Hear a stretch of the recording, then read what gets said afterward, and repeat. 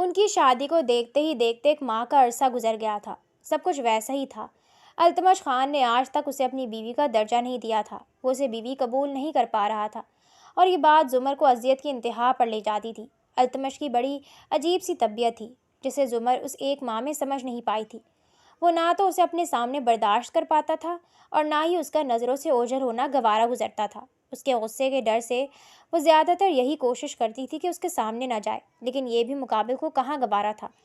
وہ سامنے ہوتی تو اپنے طنزیہ الفاظ کی بوچھاڑ کرتا، اسے یہی باور کرواتا کہ وہ اس کی قابل ہی نہیں ہے کہ وہ اسے اپنی بیوی کی حیثیت دے۔ اسے دیکھ کر ہی التمش کو غصہ آتا تھا، لیکن جب وہ زیادہ دیر تک اس کی آنکھوں سے اوجھل ہوتی تھی تب بھی وہ بے چین ہو جاتا اور کسی نہ کسی بہانے سے پھر اسے پکارتا، اپنے سامنے لے آتا۔ وہ اس دن واپس آیا تو بے انتہا غصے میں تھا۔ حویلی کے ملازمین تک پتہ نہیں کیسے یہ بات پہنچی تھی، لیکن آج کل ان کا موضوع گفتگو اس کی بیوی یعنی زمر شاہ تھی۔ اس کے کردار پر باتیں کرنا جیسے ان کا معمول بن گیا تھا، اور یہ اس کی برداشت کی انتہا تھی کہ اس کی بیوی کے کردار کے بارے میں یوں سرعام لوگ باتیں کریں، اور اس سب کی قصوروار صرف وہی لڑکی ہی تھی۔ اگر وہ ایسی بے وقوفی نہ کرتی تو آج اس کا کردار یوں موضوع گفتگو نہ بنا ہوتا۔ وہ کافی عرصے سے خود پر قابو پانے کی کوشش کر رہا تھا۔ اس کی معصومیت اور اپنی ماں کی نصیحتیں سنتے وہ پوری کوشش کرتا تھا کہ زمر کے معاملے میں نرمی برتے، کیونکہ اس کا دل بھی اس معصوم حسینہ کے ساتھ رہتے ہوئے بدل رہا تھا۔ آج کافی عرصے بعد وہ پھر انتہائی غصے کے عالم میں گھر واپس آیا۔ اس لڑکی پر آج پھر نئے سرے سے غصہ آ رہا تھا۔ بس نہیں چل رہا تھا کہ کیا کر گزرے۔ آپ کے لیے چائے کھانا لگاؤں آپ کے لیے؟ وہ انتہائی غصے میں اپنے کمرے میں گیا تھا۔ ارادہ نہانے کا تھا تاکہ اپنے غصے کو کچھ حد تک ٹھنڈا کر سکے، کیونکہ وہ فی الحال زمر کا سامنا نہیں کرنا چاہتا تھا، کہ جانتا تھا غصے میں یقیناً کچھ غلط کر بیٹھے گا، لیکن وہ لڑکی خود ہی اس کے پیچھے پیچھے چلی آئی تھی۔ التمش کی خاطر وہ بدلنے لگی تھی۔ وہ جو اپنے گھر میں پانی تک خود اٹھ کر نہیں پیتی تھی، یہاں اب اس کے لیے وہ کھانا بنانا سیکھنے لگی تھی۔ حالانکہ خانم بی نے اسے منع بھی کیا تھا، لیکن اس کا شوق اور اصرار دیکھتے ہوئے پھر وہ بھی خاموش ہو گئیں۔ آج پورے ایک ماہ بعد اس نے کافی اچھا کھانا بنایا تھا۔ خانم بی نے چکھ کر کہا تھا کہ بہت ہی لذیذ کھانا بنا ہے، اس لیے وہ بہت خوش اور پرجوش تھی۔ وہ اب التمش خان کا ریاکشن دیکھنا چاہتی تھی کہ اس کو اس کے بنایا ہوا کھانا پسند آتا بھی ہے یا نہیں۔ آخر مسئلہ کیا ہے تمہارا؟ کیوں گھر آتے ہی میرے سر پر سوار ہو جاتی ہو؟ کوئی کام نہیں ہے کیا کرنے کے لیے؟ بس ہر وقت مفت کی روٹیاں توڑنی ہیں۔ محترمہ نے پتہ نہیں تمہارے گھر والوں نے کیا سوچ کر تمہیں اتنا سر پر چڑھایا ہے کہ اس حد تک گر گئی کہ اپنے کردار، اپنی عزت نفس کے بارے میں سوچ نہیں پائی۔ جب گناہ تم نے کیا تھا تو تمہارے خاندان والے بھگتے، اپنا گن میرے سر پہ کیوں ڈال دیا ہے؟ وہ انتہائی غصے کے عالم میں دھاڑا تھا اور آنن فانن اس کے پاس سے گزرتا باہر نکل گیا۔ وہ اتنی تیزی سے اور اتنے غصے میں اس کے پاس سے گزرا تھا کہ وہ ڈر کر پیچھے ہوئی تھی، جس کے باعث اس کا پاؤں مڑا تھا اور گرم گرم چائے اس کے ہاتھوں پر الٹ گئی تھی۔ اس کے لبوں سے دردناک چیخ نکلی تھی، لیکن وہ انتہائی غصے میں گھر سے نکل گیا تھا۔ خانم بھی بھاگتے ہوئے وہاں آئی تھیں اور اسے درد سے تڑپتا ہوا دیکھ کر روتے ہوئے اسے اپنے ساتھ لے گئیں۔ التمش کو کال کی، لیکن وہ غصے میں اپنا فون سوئچ آف کر چکا تھا۔ بی بی جی، میرا ضمیر مجھے سونے نہیں دیتا۔ میں نے چھوٹی بیوی کے ساتھ صحیح نہیں کیا۔ میری بیٹی بیمار ہو گئی ہے۔ یقیناً یہ سب میرے جھوٹ کا نتیجہ ہے۔ میرا دل چاہتا تھا کہ چیخ چیخ کر کہوں کہ آپ نے مجھے پیسے دیے تھے زمر بی بی کو وہاں لے جانے کے لیے، اور آپ کے کہنے پر میں نے جھوٹ بولا۔ آپ کے اور میرے جھوٹ کی وجہ سے زمر بی بی کی زندگی برباد ہو گئی۔ ایک ملازم سے ان کا نکاح کروا دیا گیا، ان پر بد کرداری کا الزام لگا ہے۔ خدا را فرحت بی بی، یہ ظلم میری جان لے لے گا۔ وہ اس گھر نہیں جانا چاہتا تھا، اس لیے بھٹکتا ہوا کھیتوں میں پھر رہا تھا، جب اچانک اس کے قدم زمین نے جکڑ لیے تھے۔ کھیتوں میں اسے انور علی کی آواز سنائی دی تھی، جس پر وہ تجسس کے ہاتھوں اس جانے بڑھا، لیکن اس کی باتیں کسی بم کی مانند اس کے سر پر گری تھی۔ زمر بے گناہ تھی، اسے پھنسایا گیا تھا، اتنی بڑی سازش، اور یہ سب کرنے والی اس کی سوتیلی ماں تھی۔ یہ انکشاف ایسا تھا جو کہ اس مضبوط مرد کو پوری طرح ہلا کر رکھ گیا تھا۔ اسے سمجھ نہیں آیا کہ وہ خوش ہو کہ اس کی زمر بی بی پاک ہے، یا پریشان کہ اگر یہ سچائی اس کے گھر والوں کے سامنے آ گئی تو کیا اس کے گھر والے زمر کو اس کے ساتھ رہنے دیں گے، یا خود زمر اس کے ساتھ رہنا پسند کرے گی۔ بے اختیار اپنا رویہ یاد آیا تھا۔ اس کا وجود پچھتاووں کی نظر ہوا، ایسے پچھتاوے جو کہ اس کی جان نکال رہے تھے۔ اس کا دل چاہا خود کو ختم کر دے۔ ایک کاش کہ وہ اس پر یقین کرتا، ایک کاش کہ اس کے مشکل وقت میں اس کے ساتھ کھڑا ہوتا، تو شاید آج وہ اسے ایک موقع دینے کا سوچ لیتی، لیکن اب تو یہ ناممکن تھا۔ کہاں وہ محلوں کی شہزادی اور کہاں وہ ایک ملازم، اور ملازم بھی وہ جس نے ہمیشہ اپنے الفاظ سے اسے تکلیف پہنچائی۔ اس کے دل کو اس خوف نے کسی آکٹوپس کی طرح جکڑ لیا تھا کہ سچائی سامنے آنے کے بعد اگر وہ لڑکی اسے چھوڑ کر چلی گئی تو پھر وہ کیا کرے گا؟ وہ تو اس کے قابل ہی نہیں تھا۔ قسمت نے اس معصوم شہزادی کو اسے سونپ دیا، لیکن افسوس وہ قدر نہیں کر پایا۔ اب جب حقیقت کا ادراک ہوا تو ساتھ ہی اسے شدت سے احساس ہوا کہ وہ لڑکی تو کب کی اس کے دل کی مکین بن چکی تھی، بس وہی تھا جو بار بار اپنے جذبات کو جھٹلا رہا تھا۔ وہ اسی وقت واپس گھر آ گیا، لیکن آج ہر بار کی طرح وہ اس کے کمرے میں اس کے بستر پر موجود نہیں تھی۔ اس کا دل بے چین ہونے لگا۔ اپنے الفاظ یاد آئے جو گھر سے نکلنے سے پہلے اس معصوم کو کہے تھے، جو یقیناً اس کے دل کو زخمی کر گئے ہوں گے۔ ایک بار پھر اس کا دل شرمندگی کی اتھاہ گہرائیوں میں ڈوبا تھا، ساتھ ہی اسے فکر ہونے لگی تھی آخر وہ کہاں چلی گئی۔ آج سے پہلے تو کبھی وہ اس کی باتوں کی وجہ سے اسے چھوڑ کر نہیں گئی۔ وہ باہر آیا تو اس کی نظر اپنی ماں کے بند دروازے پر پڑی۔ وہ یقیناً وہیں ہوگی اور بھلا کہاں جا سکتی ہے، یہ سوچ کر اس نے خود کو تسلی دی تھی۔ وہ الگ بات تھی کہ دن کسی طور پر سکون میں نہیں آ رہا تھا۔ دل کی بے چینی تھی کہ ہر لمحے کے ساتھ بڑھتی جا رہی تھی۔ وہ رات اس مغرور نوجوان نے آنکھوں میں کاٹی تھی۔ صبح کے وقت اس کی پتہ نہیں کیسے آنکھ لگ گئی۔ جب دوبارہ آنکھ کھلی تو دن سر پر آ رہا تھا۔ وہ تیزی سے اٹھتا کمرے سے باہر آیا۔ سامنے وہ اسے اپنی ماں کے ساتھ بیٹھی ہوئی دکھائی دے گئی۔ اسے دیکھتے ہی جیسے بے قرار دل کو قرار آیا تھا۔ وہ بے قراری سے اس کی جانب بڑھا تھا۔ جب دروازہ بجنے کی آواز پر وہ نہ چاہتے ہوئے بھی دروازے کی جانب بڑھ گیا۔ دروازے پر زمر شاہ کا بڑا بھائی عثمان کھڑا تھا، جو کہ پڑھائی کے سلسلے میں ملک سے باہر رہتا تھا۔ چھوٹے شاہ، آپ یہاں؟ سب خیریت ہے؟ اس نے لب بھیج کر کہا۔ وہ کبھی اس کے دروازے تک نہیں آیا تھا۔ اب یقیناً اس کے یہاں آنے کی وجہ زمر شاہ ہی تھی، لیکن پھر بھی وہ انجان انداز میں بولا تھا، بالکل، ہمیں معلوم ہوا ہے کہ ہماری بہن یہاں ہے۔ مقابل کا انداز مضبوط تھا۔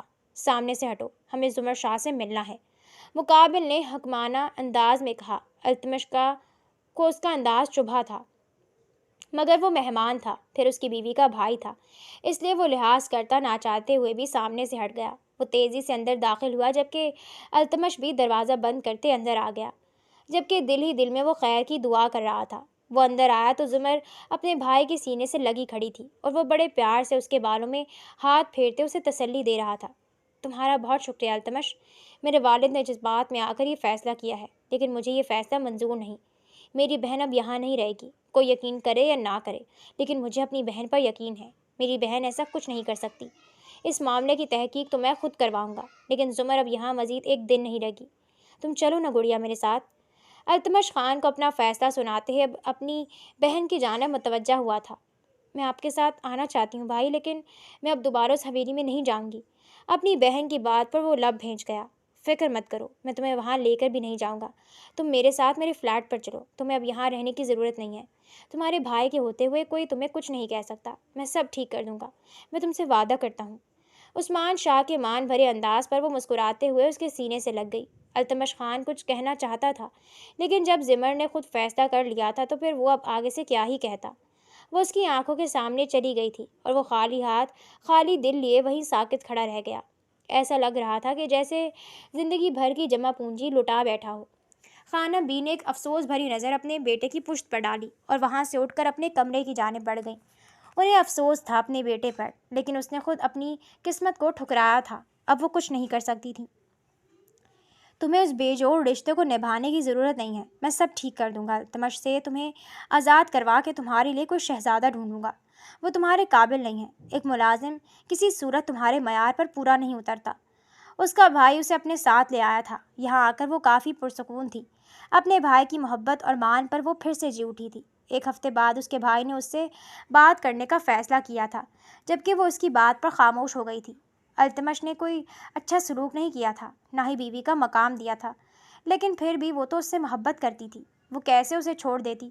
چاہے جو بھی تھا، جیسے بھی تھا، اس نے خود دعاؤں میں مانگا تھا اس شخص کو، اور اب اس شخص سے جدا ہونا اس کے لیے ممکن نہیں تھا، چاہے وہ جتنا بھی ظالم ہو۔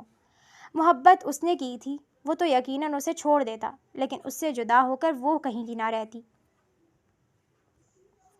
پھر ویسے بھی مشکل وقت میں جب اس کے گھر والوں نے اسے اپنے گھر سے نکال دیا تھا، تب اس شخص نے اسے اپنے گھر میں پناہ دی۔ اس کی ماں نے اسے محبت دی، عزت دی، چاہے وہ زبان کا کڑوا تھا، لیکن کبھی اسے اپنے گھر سے نہیں نکالا، کبھی اس پر ہاتھ نہیں اٹھایا۔ اس کے لیے یہی بہت تھا۔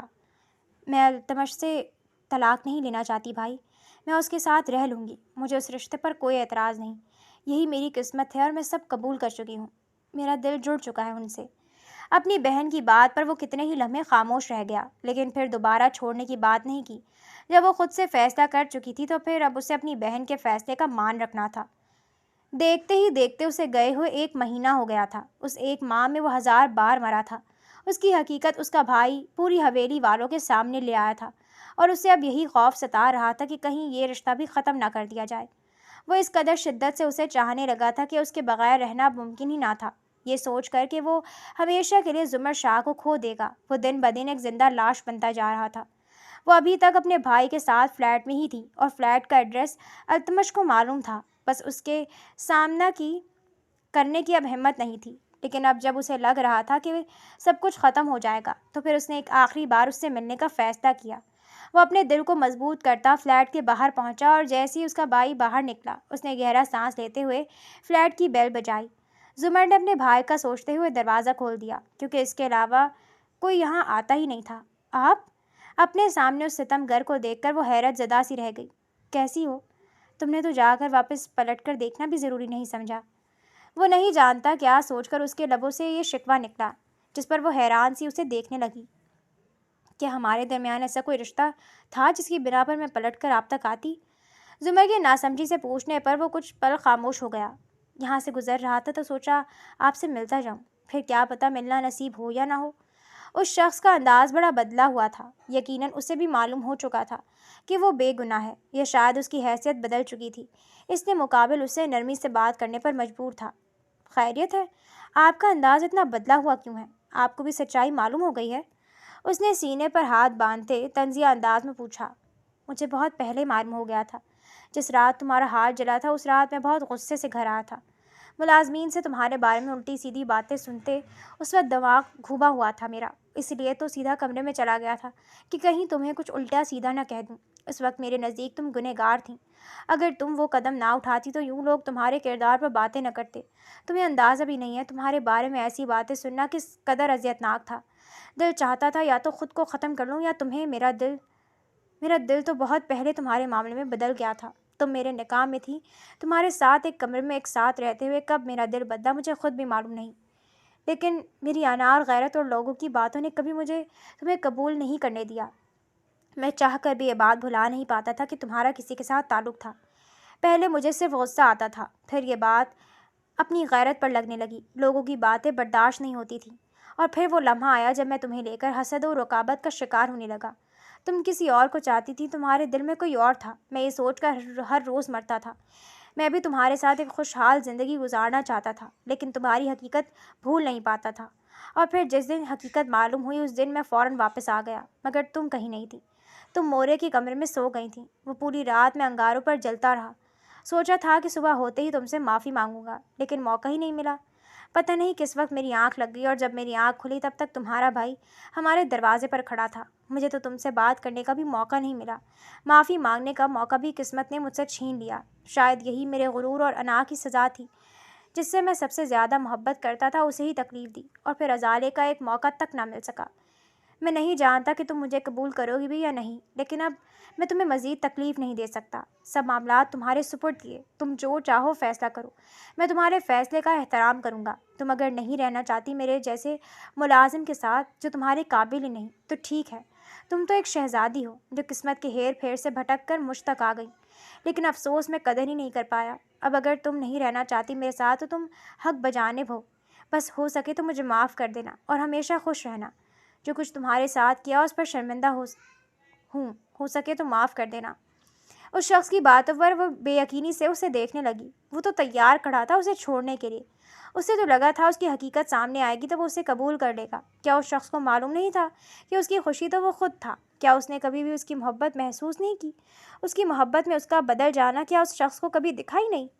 وہ اس کے سامنے کھڑا اظہار محبت کر بھی رہا تھا، تو اب جب وہ اسے آزاد کرنے پر آمادہ تھا، یہ کیسی محبت تھی جس میں وہ اس سے دستبردار ہونے کے لیے تیار تھا؟ وہ آنکھوں میں اذیت لیے اسے دیکھے گئی۔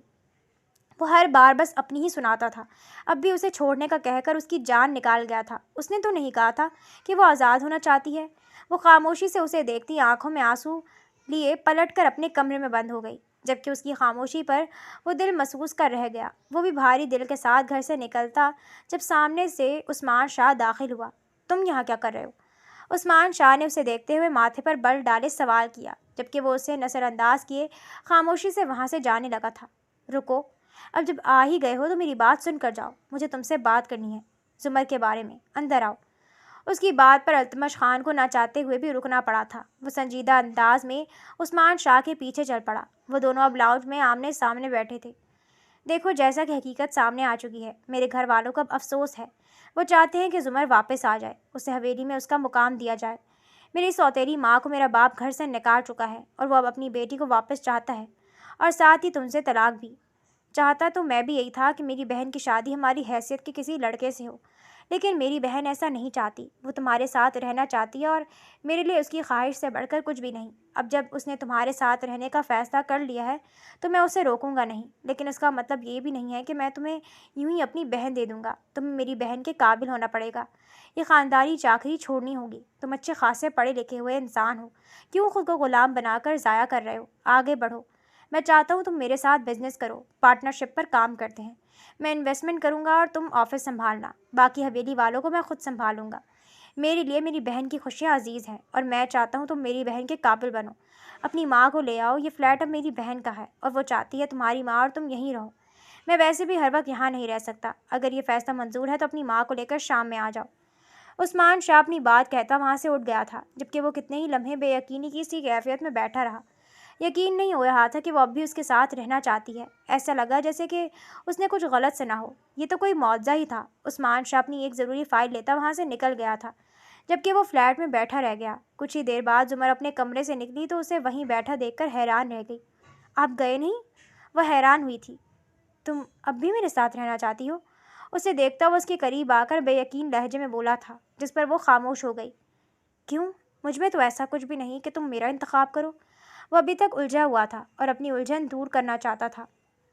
کیوں؟ آپ میں ایسی کیا خرابی ہے؟ میرے لیے آپ سے بہتر کوئی نہیں ہو سکتا۔ جب میرے اپنے باپ نے بے اعتباری میں مجھے اپنے گھر سے نکال دیا، تب آپ نے مجھے اپنے گھر میں جگہ دی۔ آپ کی ماں نے مجھے وہ پیار دیا جو مجھے کبھی نہیں ملا۔ ہاں، آپ کا انداز بہت ناگوار گزرتا تھا، لیکن اپنی نفرت اور جھنجھاہٹ کے باوجود کبھی مجھ پر ہاتھ نہیں اٹھایا۔ حالانکہ جس باپ نے شہزادیوں کی طرح پالا، ایک غلط فہمی کی بنیاد پر میرا میرا غرور چکنا چور کرتے میرے منہ پر تھپڑ دے مارا، وہ تھپڑ میں کبھی بھول نہیں سکتی۔ آپ نے میرا کردار جانتے ہوئے بھی مجھ سے نکاح کیا، مجھے اپنے گھر میں پناہ دی، اور پھر میرا دل تو بہت پہلے ہی آپ کو چاہتا تھا۔ میں نے خود آپ کو دعاؤں میں مانگا تھا، لیکن کبھی سوچا نہیں تھا کہ اس طرح آپ میرا مقدر بنیں گے۔ جسے رو رو کر دعاؤں میں مانگا جائے، اس سے دستبردار ہونا بھلا کہاں آسان ہوتا ہے۔ اس کی باتوں پر وہ کتنے ہی لمحے کچھ بول نہیں پایا، پھر سر جھکائے گھٹنوں کے بل اس کے سامنے بیٹھتا اس کا ہاتھ تھام گیا۔